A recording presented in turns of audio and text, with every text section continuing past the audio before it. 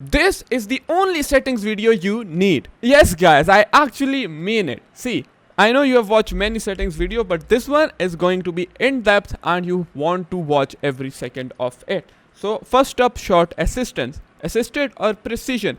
This year EA has made precision shooting very valuable. So this is precision shooting.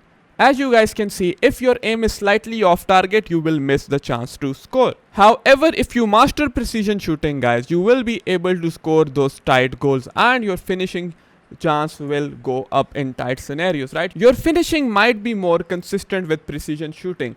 However, it is not worth the risk versus reward as of right now. But still, if you want to go ahead and use precision shooting, it is something that you can use in game. If you ask me what am I using guys, then I am using assisted. Although precision shooting has a lot of potential, but still it is not worth the risk versus reward as of now. So I just keep it safe, I go with assisted, right? Time finishing is going to be on. Green time trivela shots, green time finish shots, they are still very overpowered. Through pass, either you can keep it at manual or semi, right? You have to keep it at semi. Manual is going to add that error in your game and you are not going to be able to execute those through passes. Lob through pass again is going to be semi. You still have some control over where the ball is going, but it is not completely manual. Ground pass assistance is going to be assisted. You want to keep it assisted because you are going to be making so many ground passes in the game, right? Probably 100, 200 in a game. So you want it to be the most accurate. Cross assistance once again is going to be a semi. Lob pass assistance. Although you can keep this one as assisted, I believe semi is the best one for crosses and for lob pass because they still give you some control over where your ball is going to land, right? Pass receiver lock, this is the key one.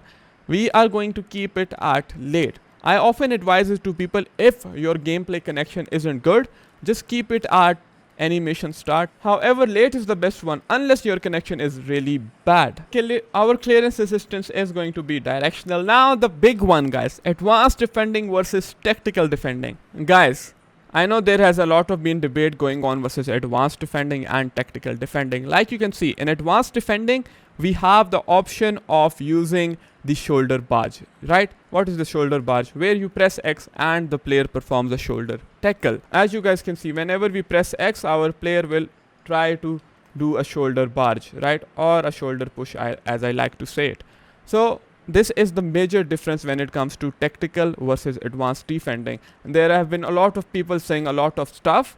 As you can see, the GOAT of tutorials, Boras Legend, is also saying, my advice is not to focus too much on your controller settings.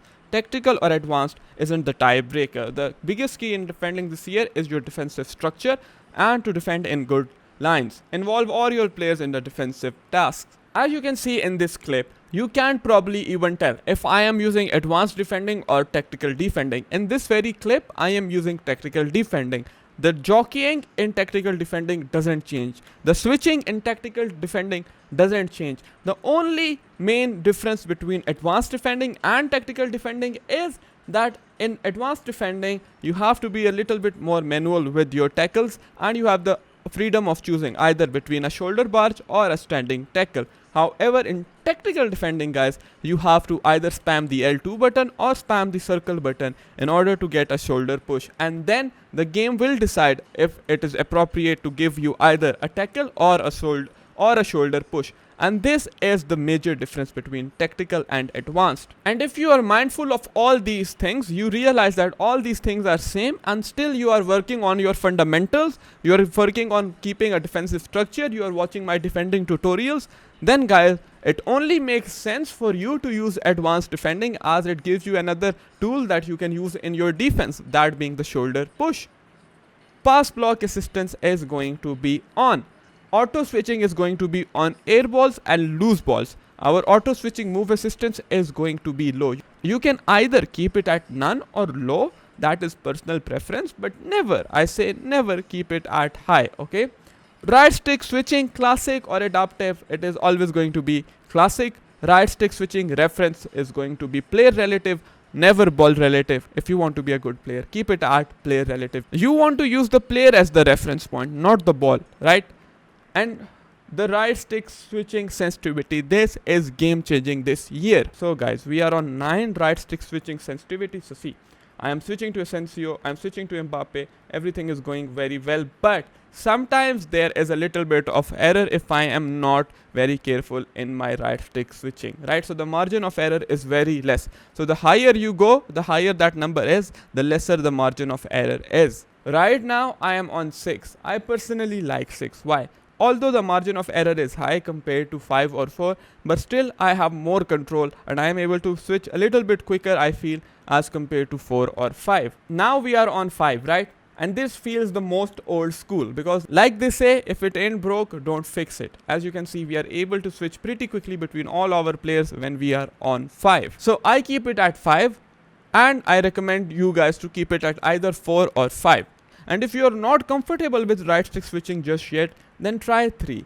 You might like it. But for me, I am keeping it at 5. This one is the key. Not many people are talking about it. Next, player switching, right? If it should be on classic, goal side, or closest to ball. In classic, it selects a player randomly, right? It decides which is the best switch in the situation and then it decides according to that, right? It is pretty inconsistent if I am being honest. Goal side, this setting favors players on the goal side of the ball. Like the name says, closest to ball is the best one. This setting favors the players who are closer to ball. As you will see in my tutorial, guys, closest to ball is the most consistent way of switching in FC24 in combination with the right stick switching. As you can see, it always switches either between 2 or 3 players who are close to the ball, and this setting is the best one that you really want to use. It is very consistent. So here is a look of our complete settings. Short assistance, assisted, timed finishing on, through pass, semi, lob through pass, semi, ground pass, assisted, cross, semi, lob pass, semi, pass receiver lock is late, precision pass sensitivity is normal, defending, directional clearance, defending, advanced defending, pass block on, switching on air balls and loose balls, move assistance low, right stick switching classic, player reference, player relative, sensitivity 5, next player switching closest to ball, player lock on, icon switching off, orbit dribbling on, right? Goalkeeper really doesn't matter, it doesn't count in online play. Analog sprint off, trigger effect off, user vibration off. Now for the camera settings, guys, I use Tele Broadcast. It is the best one.